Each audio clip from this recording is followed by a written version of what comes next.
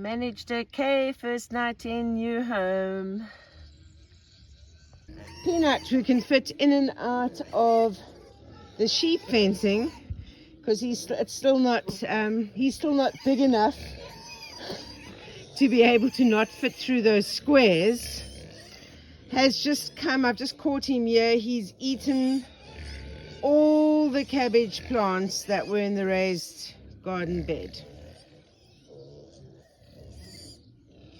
I'm not meant to be a gardener, that's all I can say. I'm waiting for Peanut to grow so that he doesn't put out. You're not coming near my food. No, no, I'm doing feeding. No, no. So today I thought I would share with you my easy, well, it's not really mine, I suppose. But anyway, my easy peasy Italian pizza recipe. So when you try this homemade pizza base, you aren't going to ever want to buy the shop bought ones again, ever, like ever.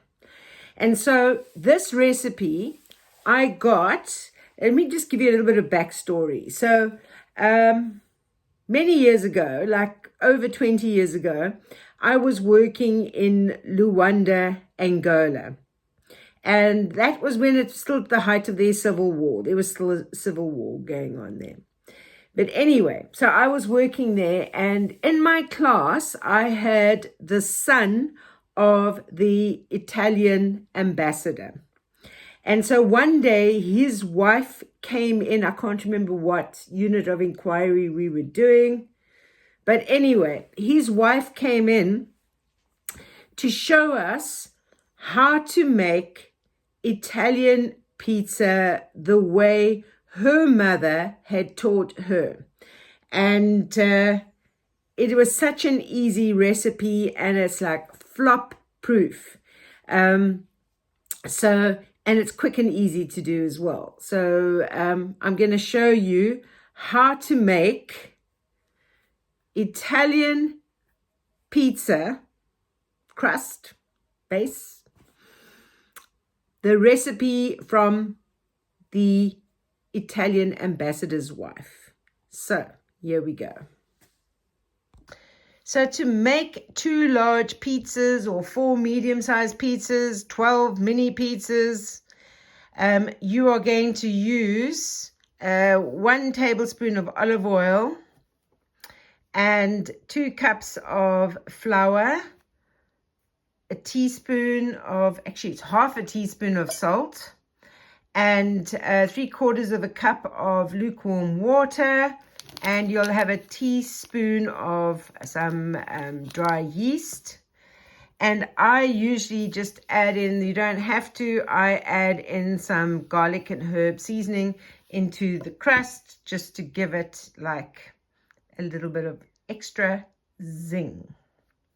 So first of all, I'm going to put the flour, my garlic and herb seasoning, and the salt into a mixing bowl, and then I'm going to add the 1 teaspoon of yeast to the cup of lukewarm water. Let me just check. Perfect temperature. You don't want it too hot because it'll kill the yeast. Same with too cold. It's got to be like the Goldilocks effect. And the olive oil, hold fire with that. You only add that in once you start the kneading after you've done a little bit of kneading, just to finish up the kneading process. Right, yeast is in the lukewarm water. I'm just going to make sure that it goes in and gets dissolved.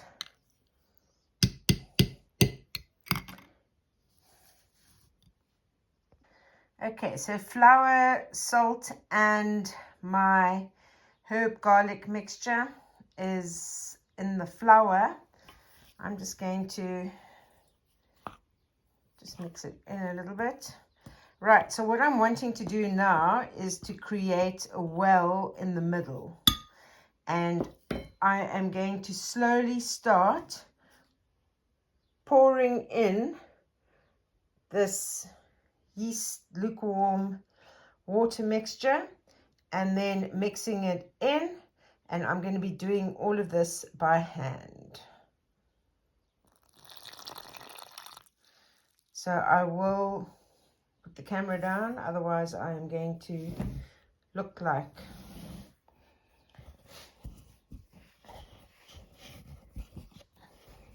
see if I can get a good angle.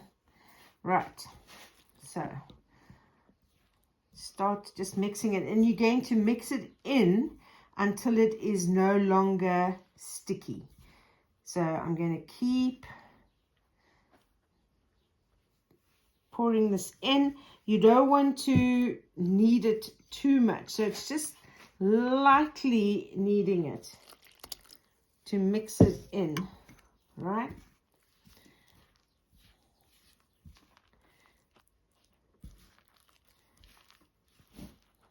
Because you definitely don't want it to be sticky. As you can see, it is now sticky, so I haven't finished with the kneading. I'm needing to knead a bit more. Ha ha ha ha.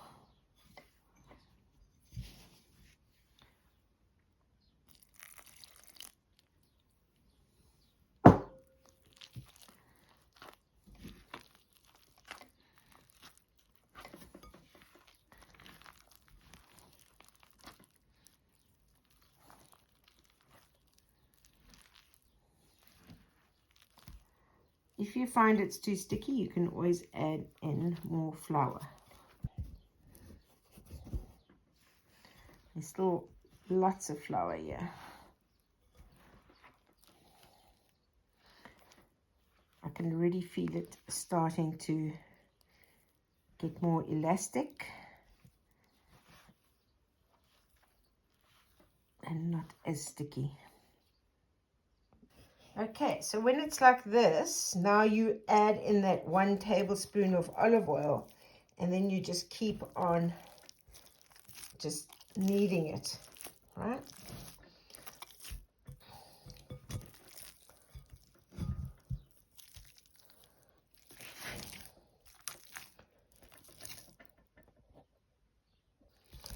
So you're going to knead it, you'll feel it's a lot more elastic. And then what I'm going to do is I'm just going to shape this into a ball, and then I'm going to cover it so that the yeast can rise. Right, so I'm going to just leave this for about an hour, and then I will knead it again. And then the other trick that she taught me was that you just pre-bake the pizza bases just a little bit, and then you put a little bit of, or brush a little bit of olive oil onto the base before you put the filling on, and then that way you don't end up with a soggy pizza. So that was her other tip that she gave.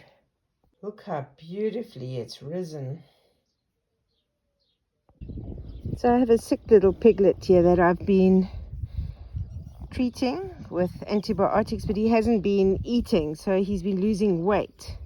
So I'm actually covered in it myself now, but I've mixed Cerelac with some water, and he ate a whole lot. Now his tummy's full. We're going to try and see if I can get him to get a little bit more. Here, Jelly Bean. You ready for some more? You ready for some more? You like that so much, eh? Oh, yes, look at this. Yum, yum, yum, yum, yum. Yum, yum, yum, yum, yum. Look how you loving this Cerelac. My grandson loves Cerelac too. You're eating so much, you're going to have had about half a cupful. I'm hoping it's stomach will be able to digest it. I just put 1 teaspoon in half a cup of warm water. But he's really enjoying this because he's been trying to, like, he goes to go and drink on his mom with the others, but then he's just bashing against her, but he's not actually like latching on, and the others are getting so big now that they're not letting him in. Hey? No, that's my finger. That's not a teat. Oh, you want more? Oh my goodness, I think your tummy might be getting a bit full with this. Although half of it is probably going down my t-shirt. And he's trying to like suckle on this thing.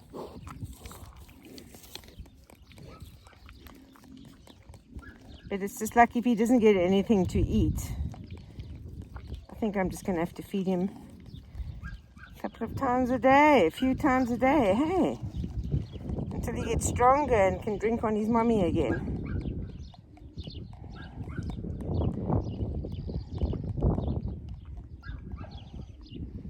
Oh, he's hungry, eh? You're hungry, you haven't been eating. How much is actually going into you and down onto me, though? That's what I want to know. Of course, I stupidly left Jellybean's gate open, so she's outside with the other piglets at the moment.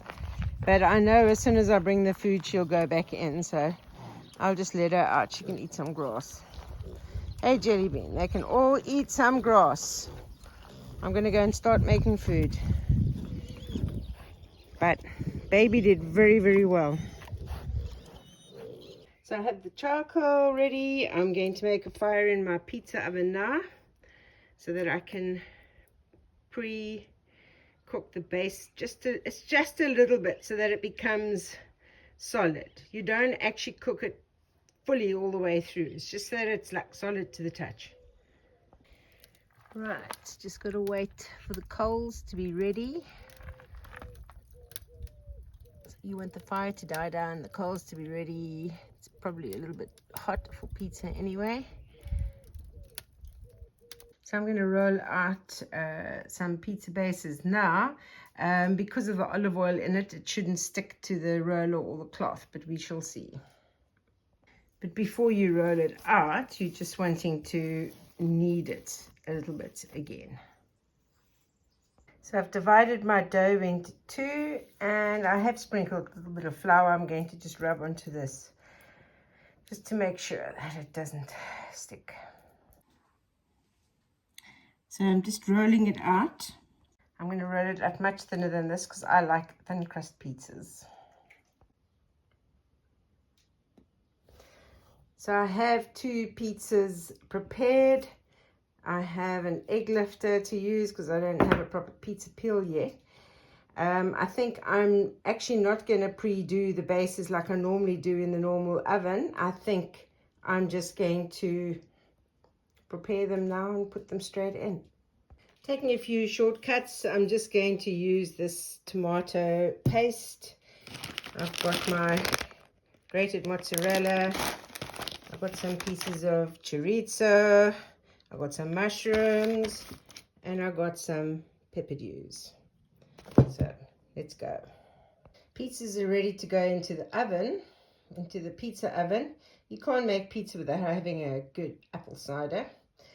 Yeah, I really need that pizza tool, the pizza peel. I've ordered one now, so it should get here next week, which is a bit too late for these 2 pizzas. Getting it off with or getting it on with the egg lifter. Now, you have a pizza peel.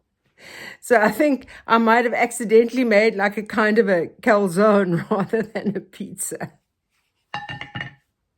I've decided to just turn the second one into a calzone because it'll be easier. Well, the smell coming out from here. So the smell of my pizza is glorious. Oh my goodness, look at that. It's cooking beautifully in here. Let me close this up quickly. Needs a little bit more.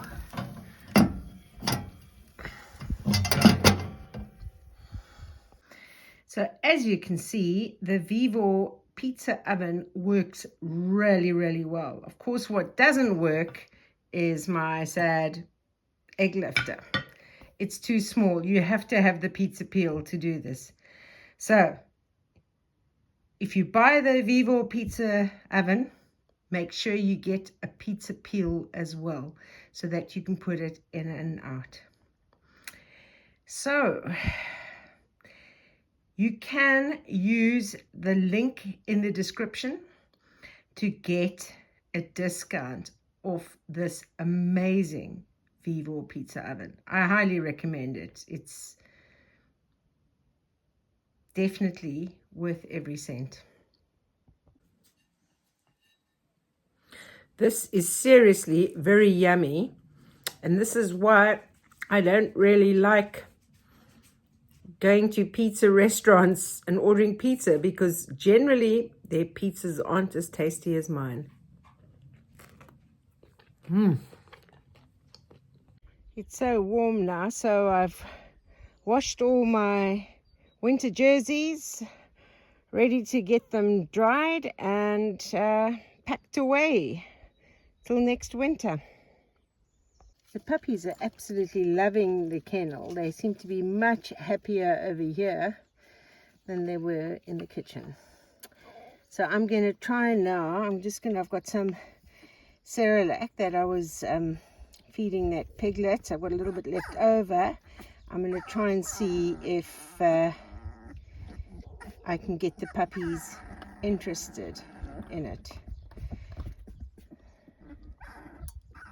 So we'll see how this goes. This one seems quite interested. Just dipped his nose in it a little bit. Oh, now he's not so interested. Is that good? You're licking your lips now.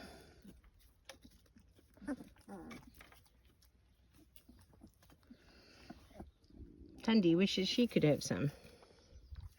Oh, you're coming back for more. You want more. Look. Yes. This is the clever one.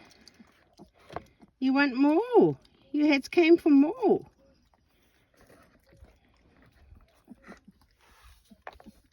There was no name with or note to say who gave this, but to the anonymous person, thank you so much for these like the fence wire strainers, tensioners, and also for this is like a special, like a hog panel tie. It ties like the wire to the fence. Okay, so that's special for that. So thank you so much for that. And for this gun stapler that has these special staples. Thank you very much.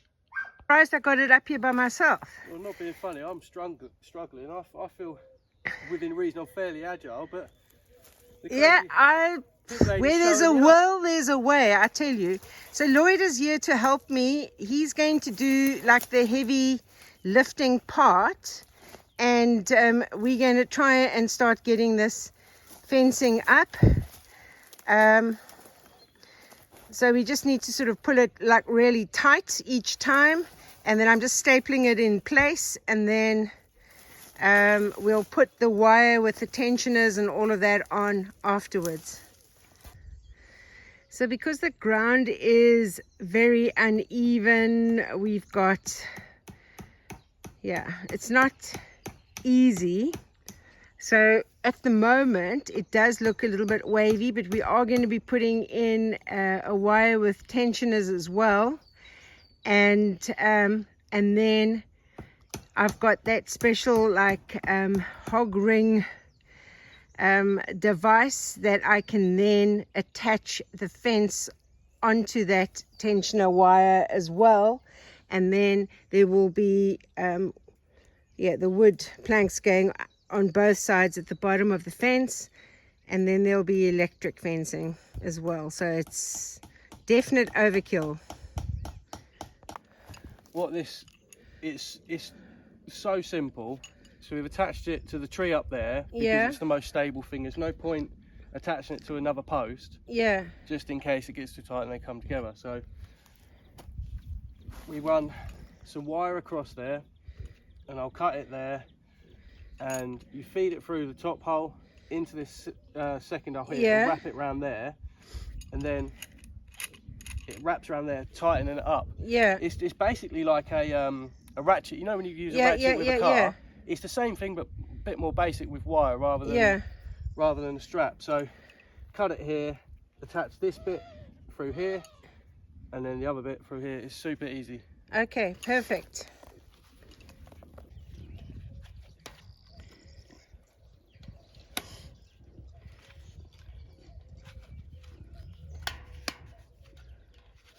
Should have done this the other way around, but it doesn't matter.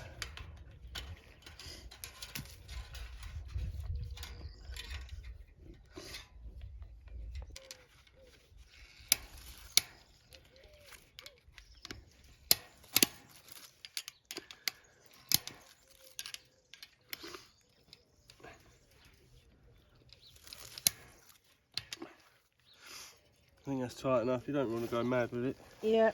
And then we just tighten. Yeah, and use the hog rings to put the fence onto this. Yeah.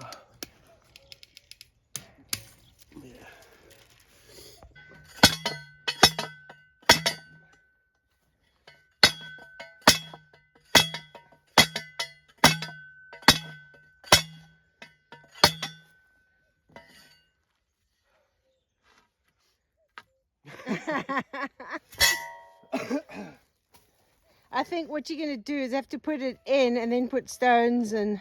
Yeah, I reckon it's on a rock or something. It's in there bloody deep. Yeah. That auger they used, it's a good tool.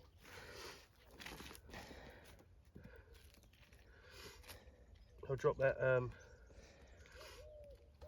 some cement in there as well, I think.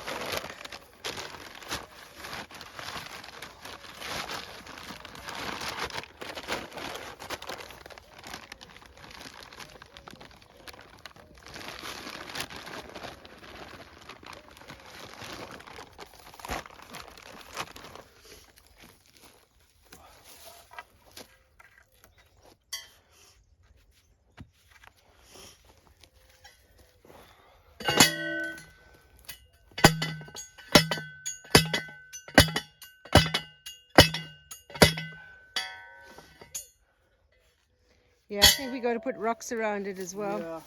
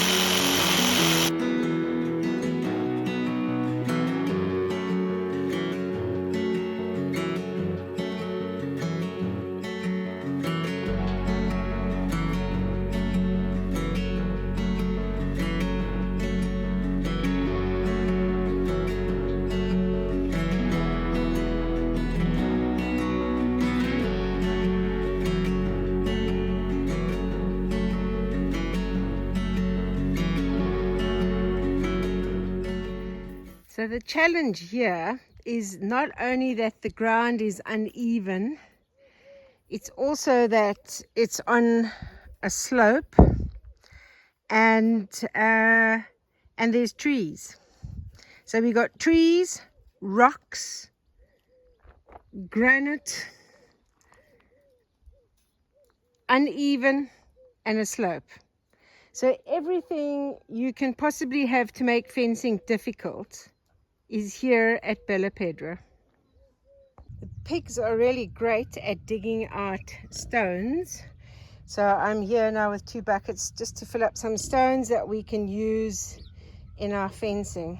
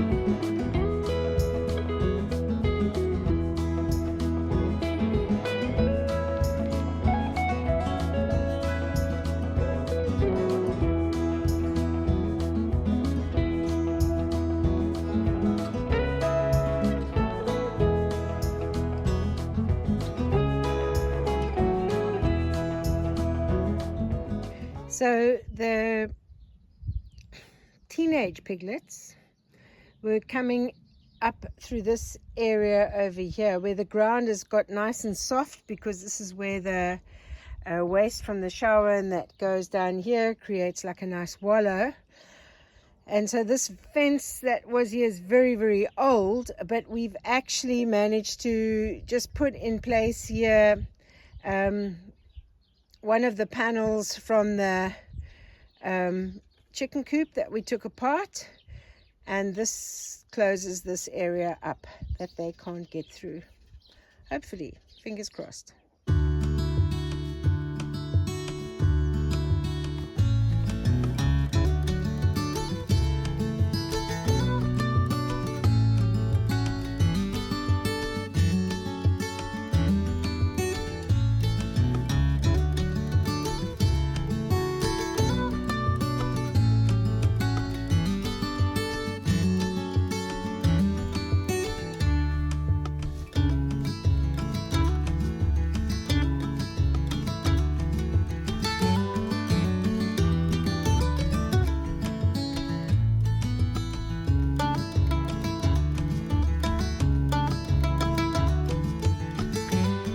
So when you are dealing with unlevel ground on a slope, granite stones, rocks, lots of trees, tree stumps, and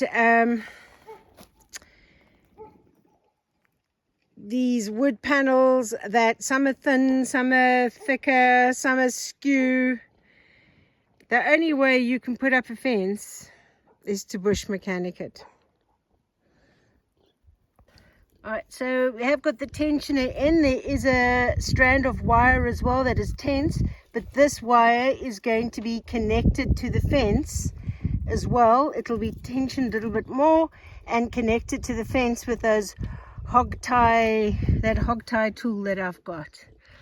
The top part, I'm just using the thinner pieces of wood because that's more to fool the pigs that there's a barrier there. The thicker pieces are going at the bottom, and inside will be, once this is done, inside there's going to be electric fencing going on in the middle as well. So they're going to have everything thrown at them for this fence. So, if you are wanting to send a parcel from outside the EU, the chances of it arriving in Portugal are very, very slim. Let me rephrase that. it'll arrive in Portugal, but the chances of it arriving to me are very slim. So I've just followed up now on a second parcel that has been sent to me. The first one from Switzerland, and it got sent back. And this one was sent to me from Australia. Sorry, Lana. I've just followed up because I got a letter about the parcel, but it was in Portuguese, and I went to the post office, and it took them over a half an hour to discover that it has been sent back.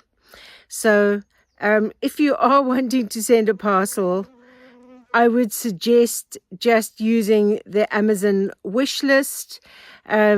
If you don't want to get something on the wish list, if you can find it on Amazon, send me an email and I'll give you the postal address. And use Amazon Germany or Amazon Spain.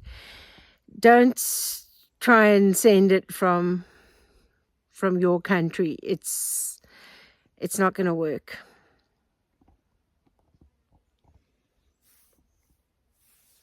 I've done so much physical labor today. My legs are going to be stiff as anything tomorrow. I can feel as I'm walking, my legs are starting to stiffen up.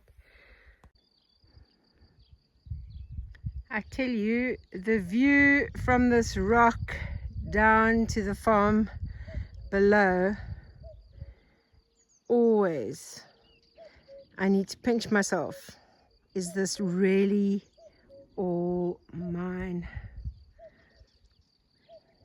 So of course this road that I'm driving in on actually splits the farm in half. The other half of the farm is where those trees are, all the way like on that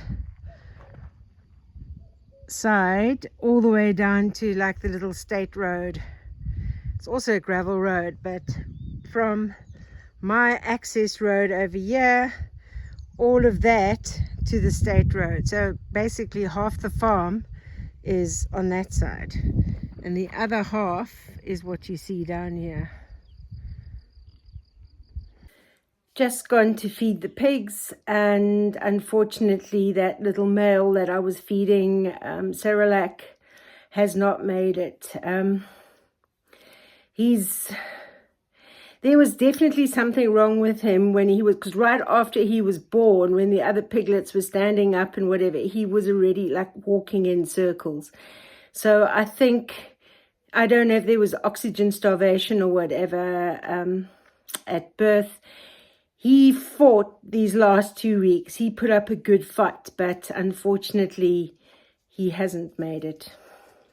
This is what happens when you get distracted cooking chips on the stove.